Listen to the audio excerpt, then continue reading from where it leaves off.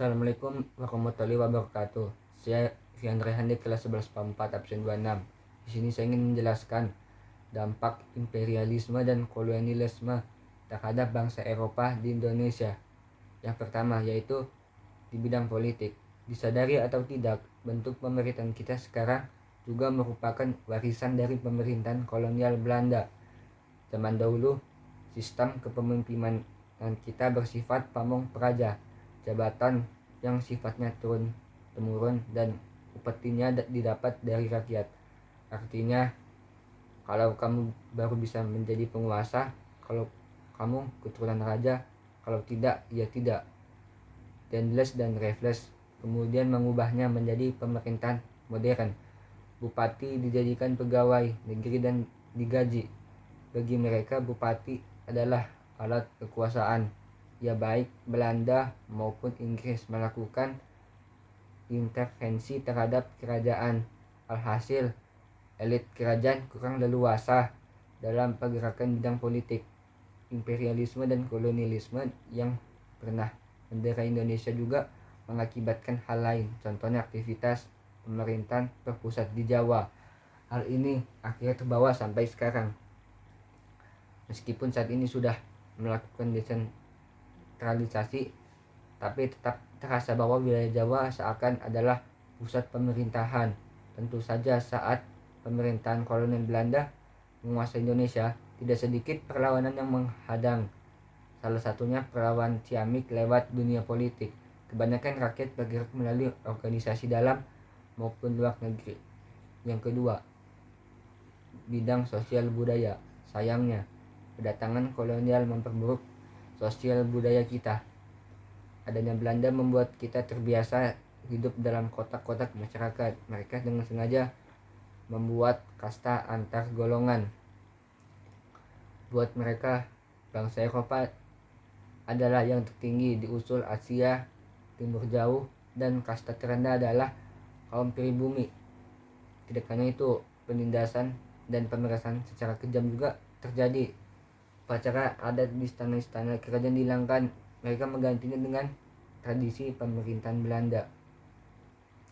Kebiasaan pemerintah kolonial menggunakan bahasa Belanda di sisi lain membawa pengaruh tersendiri.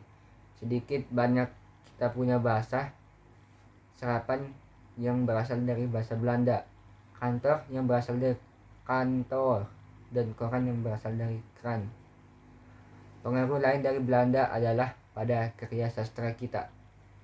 Belanda yang memperkenalkan surat kabar pada tahun 1659 tentu membantu dalam penyebaran informasi.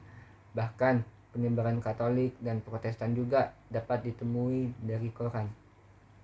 Ketiga, bidang ekonomi. Karena tujuan Belanda di Indonesia untuk mencari rempah-rempah, mereka harus membuat infrastruktur untuk mengangkut pasokan bahan makanan. Makanya mereka punya andil dalam pembangunan kereta dan jalan raya. Mereka juga membangun waduk dan saluran irigasi. Selain itu, mereka juga membangun industri pertambahan dengan membuka kilang minyak bumi di Tarakan, Kalimantan Timur. Oke, mungkin paragraf di atas membuat kamu merasa kalau Belanda itu baik karena membangun infrastruktur dan perekonomian kita. Tapi satu hal yang perlu diingat adalah cara mereka memperlakukan rakyat kita, kebijakan tanam paksa dan ekonomi liberal yang mereka bentuk merupakan membuat rakyat Indonesia dipaksa menjadi penghasil bahan mentah aja. Alhasil kita tidak punya jiwa entrepreneur. Lawong disuruh menanam pula terus. Ya, monopoli dagang yang kita buat VOC juga membuat perdagangan Nusantara di kancah internasional jadi mundur karena kita cuma tahu bikin bahan mentah tapi tidak tahu cara mengolah lebih lanjut. Yang keempat yaitu bidang pendidikan. Di bidang pendidikan, pemerintah kolonial Belanda memanfaatkan rakyat kita untuk dijadikan pegawai administrasi terdidik, terampil, tapi dihargai murah. Secara pendidikan formal, Belanda menyusun kurikulum pengajarannya sendiri sampai abad ke-19. Makanya ada kecenderungan politik dan kebudayaan yang dimasukin melalui pendidikan. Masalahnya akses untuk pendidikan dibatasi oleh mereka. Belanda lagi membuat sekat dan kasta karena mereka takut kalau rakyat kita terlalu pintar, kita bisa bersatu dan menggulingkan kekuasaan mereka. Makanya hanya orang berada yang bisa masuk, seperti keturunan raja, bangsawan, dan pengusaha kaya. Lama-kelamaan hal ini membuat sebagian kalangan menjadi geram. Alhasil mulai muncul akademisi yang mementingkan pendidikan di Indonesia. Mulai berdirinya Budi Utomo, masuknya pendidikan berbasis agama seperti Muhammadiyah, dan tentu saja lewat bapak pendidikan kita Ki Hajar Dewantara, di mana ternyata cukup banyak ya dampak imperialisme dan kolonialisme bangsa Indonesia, baik di bidang politik, sosial budaya, ekonomi, dan pendidikan. Meski terkesan banyak yang negatif, tapi keberadaan mereka memicu semangat kita untuk tetap maju di bidang tadi. Nah, sekian dari saya. Assalamualaikum warahmatullahi wabarakatuh.